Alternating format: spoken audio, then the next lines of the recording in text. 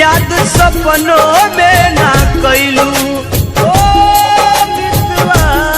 जब से छोड़ के हमके गइलू याद सपनों में ना कैलू। एकर मतलब खुश बाड़ू ससुरार में।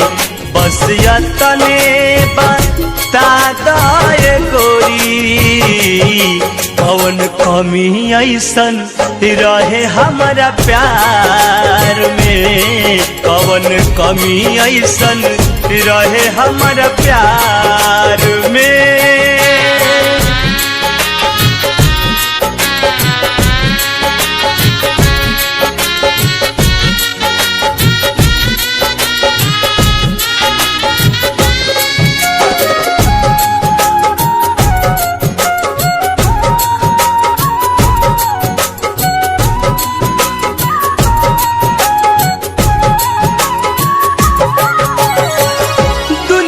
बसाइली हलू अपन ससुराल में।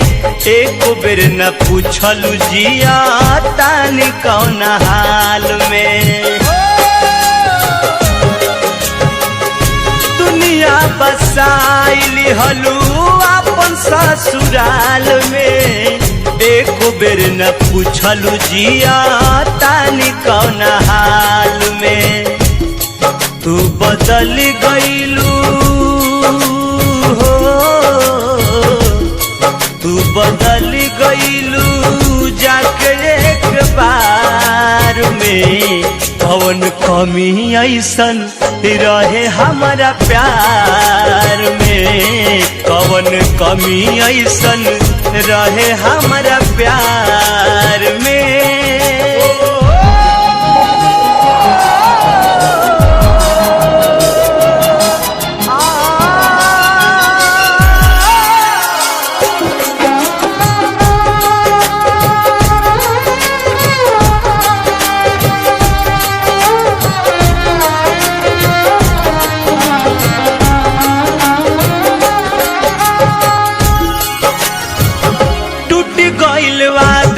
कसम छूट गइल साथी हो। कैसे भुलाइल जाई मिलन पहिला रात हो। कि टूट गइल वादा कसम छूट गइल साथी हो। कैसे भुलाइल जाई मिलन पहिला रात हो। कैलू सिंदूर दोसरे हाय। कैलू सिंदूर दूसरे नाम के सिंगार में। कौन कमी ऐसन रहे हमारा प्यार में। कौन कमी रहे बोल हमारा प्यार में।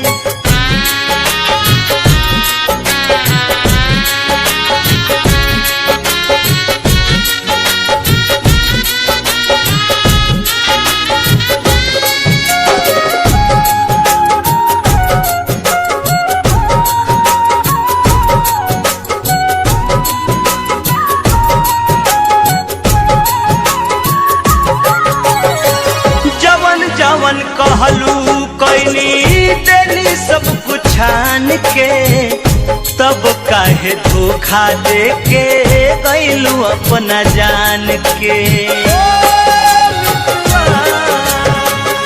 जवन जवन कहलू कैनी देली सब कुछ छान के। तब काहे धोखा दे के गइलू अपना जान के। अरुण राकेश मिलल हो। बबलू पर मधु मिलले जख्म उपहार में। कौन कमी रहे कह हमारा प्यार में है। कौन कमी रहे कह हमारा प्यार में। जब से छोड़ के हमके गइलू याद सपनों में ना कैलू।